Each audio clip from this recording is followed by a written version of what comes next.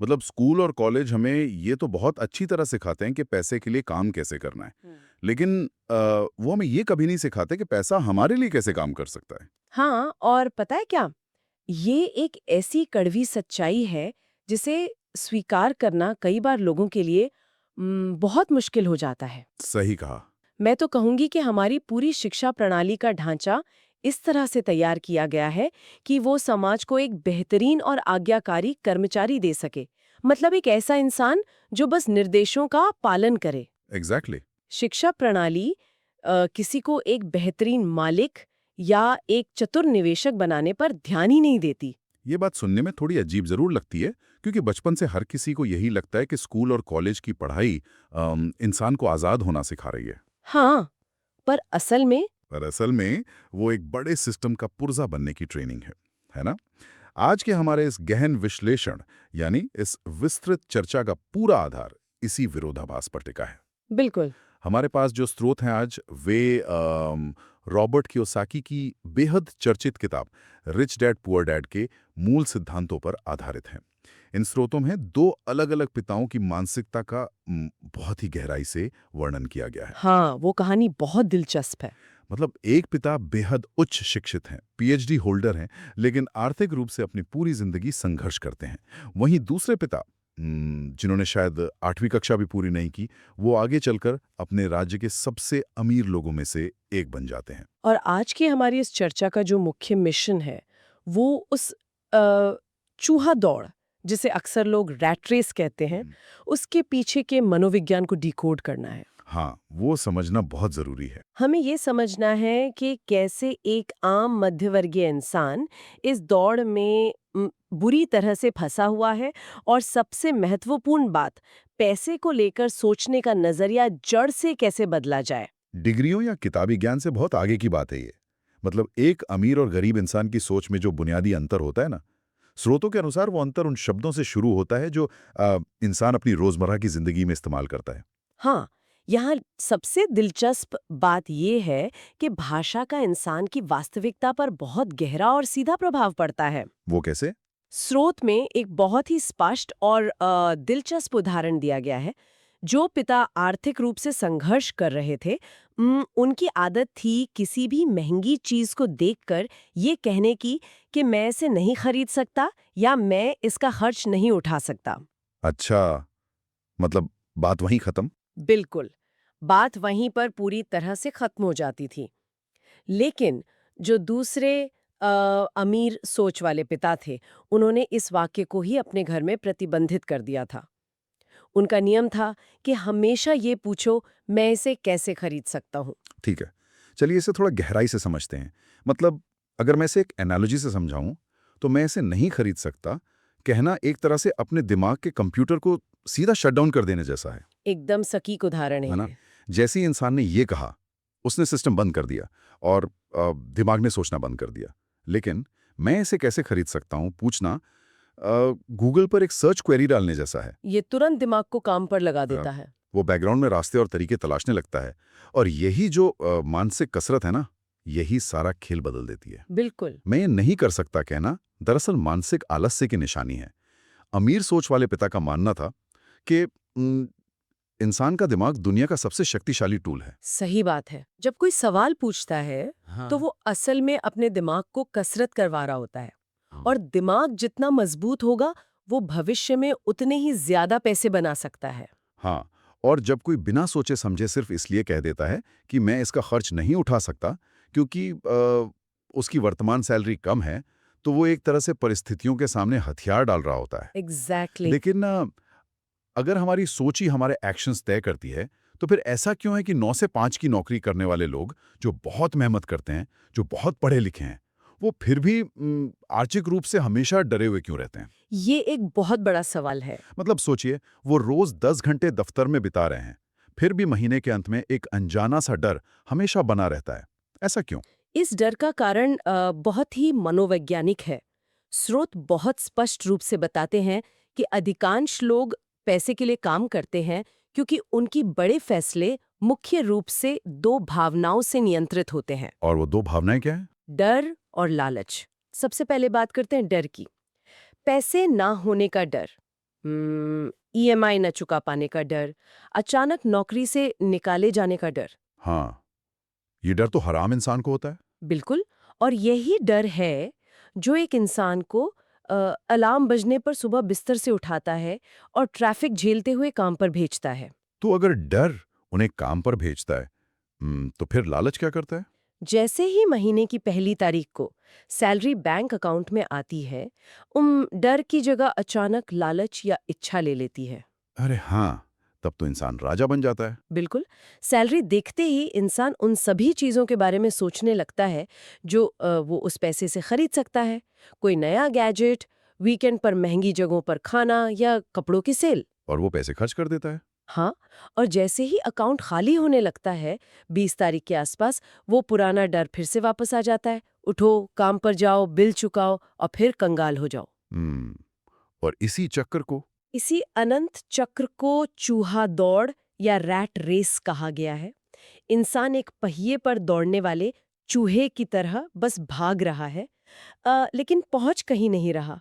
सुनो एक बात, लोग तो अक्सर समाज में कहते हैं कि पैसा कोई बड़ी चीज नहीं है, या मुझे पैसों का कोई लालच नहीं है। हाँ, बहुत लोग ऐसा बोलते हैं।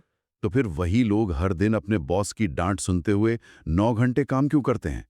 अगर पैसा जरूरी नहीं है, तो अपनी जिंदगी का इतना बड़ा हिस्सा सिर्फ पैसे कमाने में क्यों लगा रहे हैं? देखिए, ये एक डिफेंस मैकेनिज्म है।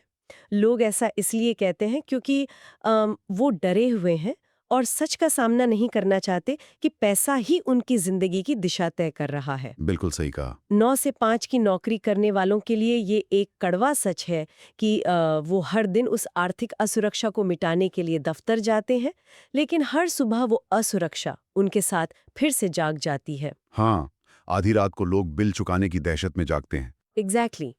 पैसा सीधे तौर पर उनकी भावनाओं को और उनके दिमाग को कंट्रोल कर रहा है। तो इसका मतलब ये हुआ कि लोग अपने दिमाग से तार्किक रूप से सोचने के बजाय अपनी भावनाओं के आधार पर प्रतिक्रिया देने लगते हैं। अमीर और गरीब मानसिकता में यही सबसे बड़ा फर्क है। अमीर लोग पैसे के लिए काम नहीं करते, वो सिस्टम ऐसे बनाते हैं कि पैसा उनके लिए काम करे।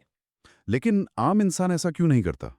क्योंकि डर के कारण एक आम इंसान हमेशा सुरक्षित रास्ता चुनता है। वो रिस्क लेने से घबराता है। वो एक ऐसे गधे की तरह बन जाता है जिसके सामने उसका मालिक एक छड़ी से गाजर लटका देता है। और गधा उस गाजर के पीछे भागता रहता है। बिल्कुल। वो गाजर यानी हर महीने मिलने वाली सैलरी और इंक्रीमेंट।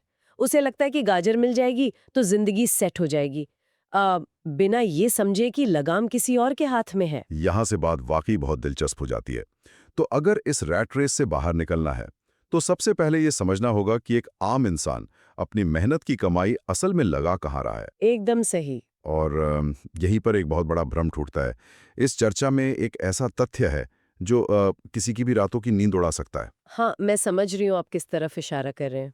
क्या कोई सोच सकता है कि किसी का अपना घर, जिसे लोग अपनी जिंदगी की सबसे बड़ी संपत्ति मानते हैं, जिसके लिए कोई अपनी जवानी के 20 साल ईएमआई भरने में लगा देता है, वो असल में उसकी सबसे बड़ी लायबिलिटी यानी सबसे बड़ा दायित्व या बोझ हो सकता है? ये शायद इस पूरे विश्लेषण का सबसे चौंकाने वाला और विवादित हिस्सा है, जिस पर लोग आसानी से यकीन नहीं करते। हाँ, क्योंकि घर तो सपना होता है ना।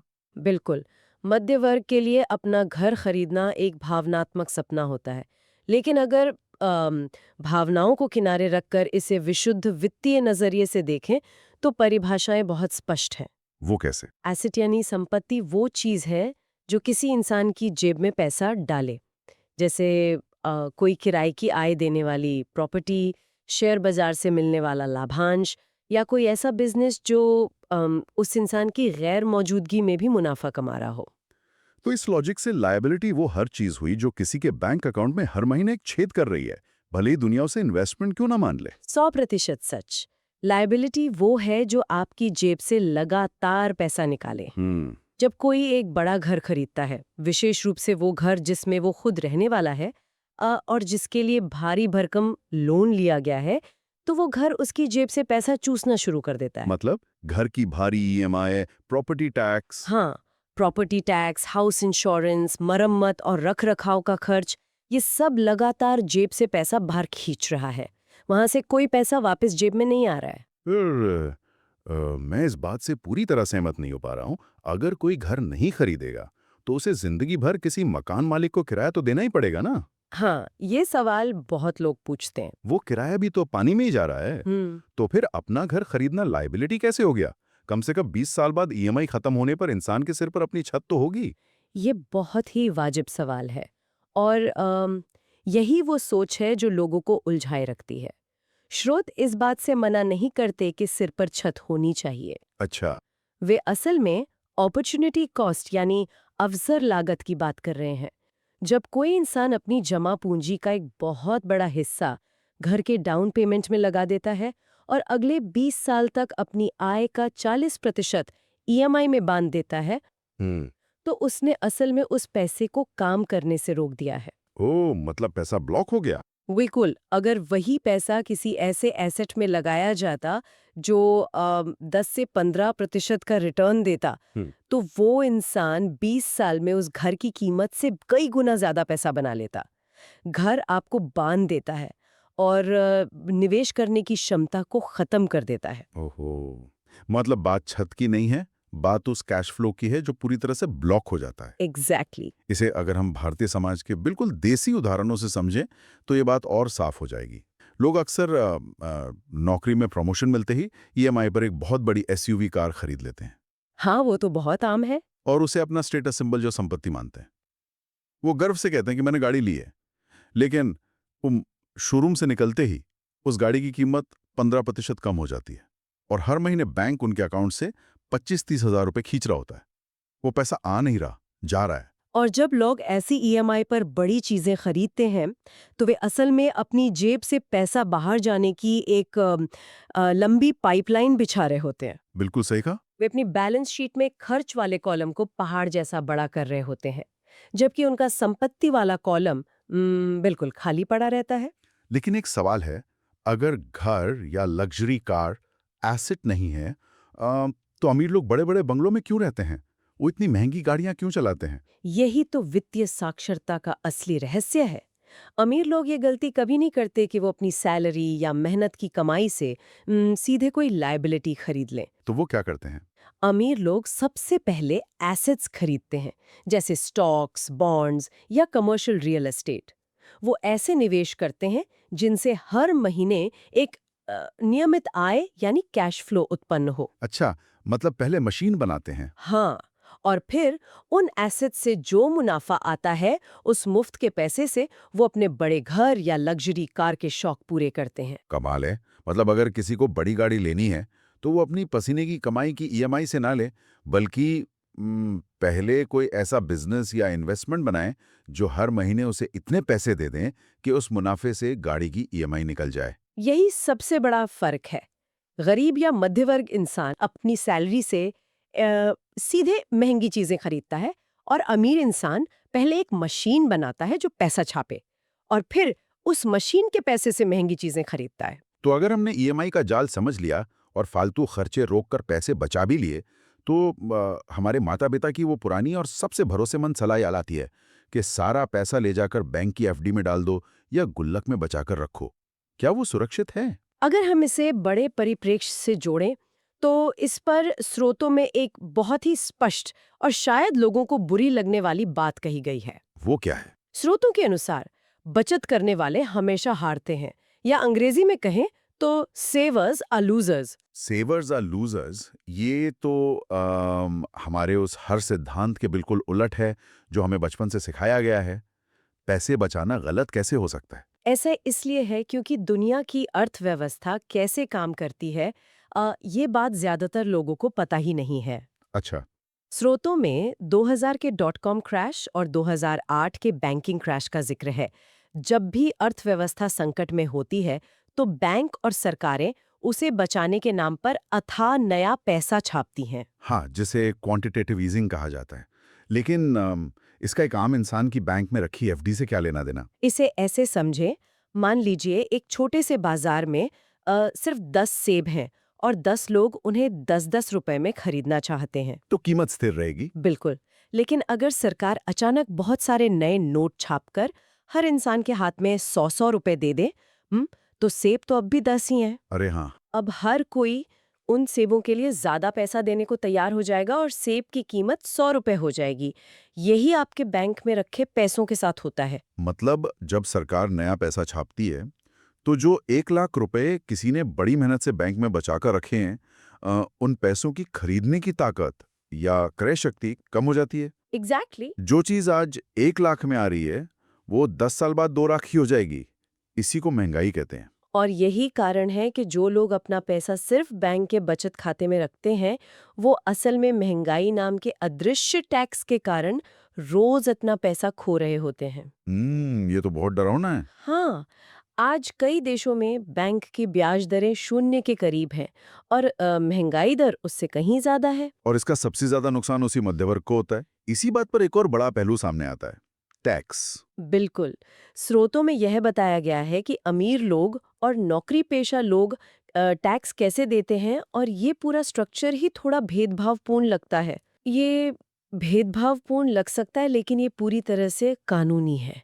सरकारें उन लोगों को टैक्स में छूट देती हैं जो अर्थव्यवस्था में नौकरियां पैदा करते हैं या घर बनाते हैं। हाँ, बात तो सही है। एक नौकरी पेशा कर्मचारी इस पैटर्न का पालन करता है।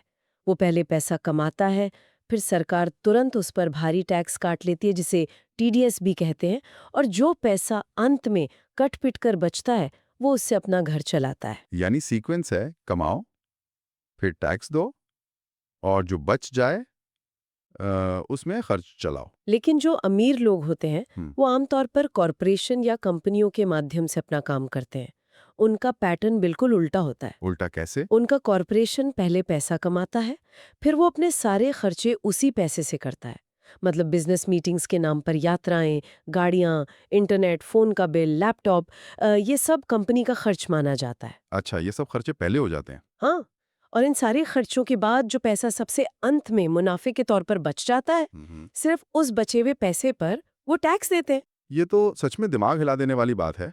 मतलब अमीर इंसान का सीक्वेंस है, कमाओ, पहले अपने सारे बड़े खर्चे कर लो, और फिर जो थोड़ा बहुत बच जाए सिर्फ उस पर टैक्स दो।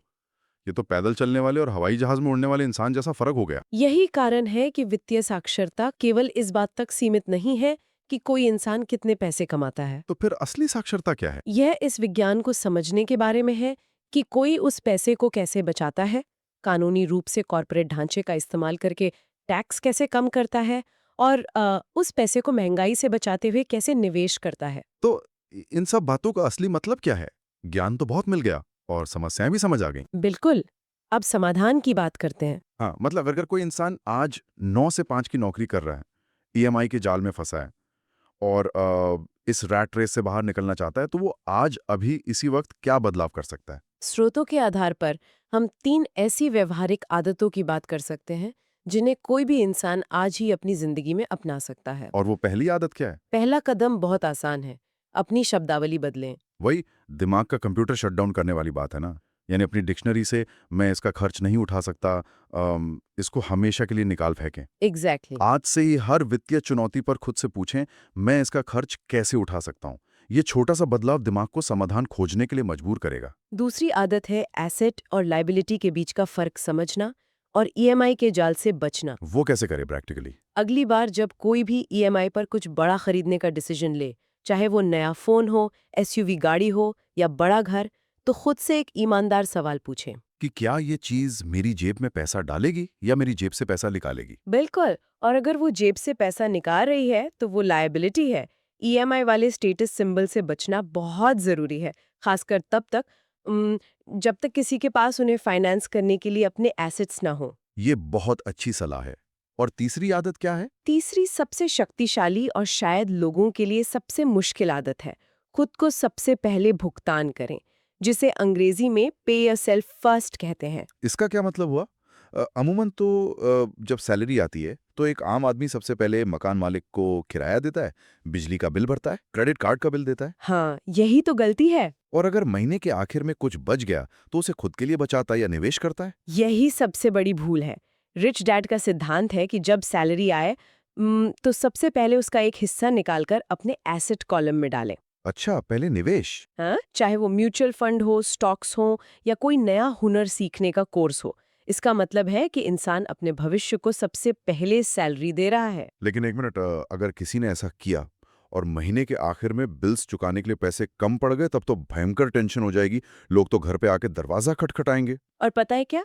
यही वो माइंडसेट हैक है जिसके बारे में ज्यादातर लोग नहीं जानते। अच्छा। स्रोतों के अनुसार ये जानबूझकर पैदा किया गया एक दबाव है। जब कोई इंसान पहले खुद को भुगतान कर देता है और पैसे को निवेश कर देता है, तो जो बकाया बिल्स का मानसिक दबाव उस पर बनता है, वो दबाव उसे अंदर से झकझोरता है। मतलब वो चैन से बैठ नहीं सकता। बिल्कुल, वो घबराहट और दबाव उस इंसान को मजबूर करेगा कि वो आलस छोड़े और पैसे कमाने के नए इनोवेटिव तरीके खोजे, कोई साइड बिजनेस शुरू करे या अपनी स्किल्स बढ़ाए। वाओ! मतलब उस वित्तीय दबाव का इस्तेमाल अपने अंदर के एंटरप्रेन्योर को जगाने के लिए करना। एग्जैक्टली। अगर कोई पहले ही सारे बिल चुका देगा, तो उसके पास कोई दबाव नहीं होगा। वो चैन से सोफे पर बैठकर टीवी देखेगा और उसी आरामदायक लेकिन खतरनाक चूहा दौड़ में हमेशा फंसा रहेगा। आपने बिल्कुल सटीक निष्कर्ष निकाला है। अंततः वित्तीय साक्षरता सिर्फ गणित या बैलेंस शीट का खेल नहीं है। हाँ, ये तो साइकोलॉजी है। बिल्कुल, अकाउंटिंग में सिर्फ अंक महत्वपूर्ण नहीं होते, बल्कि वो कहानी महत्वपूर्ण होती है जो वो अंक बता रहे होते हैं। यह इंसान की बुनियादी भावनाओं, डर और लालच पर काबू पाने का मनोविज्ञान है। तो आज की इस पूरी विस्तृत चर्चा को अगर हम समेटें, तो बात सिर्फ इतनी सी है कि पैसे को किसी की भी जिंदगी के ड्राइविंग सीट पर नहीं बैठने देना चाहिए। सही कहा। अपनी जिंदगी और अपने पैसे का कंट्रोल अपने हाथ में लेना जरूरी है। वित्तीय आजादी का मतलब ये नहीं है कि बैंक में करोड़ों रुपए पड़े हों, बल्कि इसका असली मतलब है अपनी शर्तों पर बिना किसी डर के जिंदगी जीने की आजादी होना। ये एक सतत प्रक्रिया है, स्कूल में सीखे गए पुराने और गलत विचारों को भुलाने की और दुनिया के आर्थिक नियमों को नए सिरे से समझने की। बिल्कुल। और आज का हमारा यह गहन विश्लेषण यही संपन्न होता है।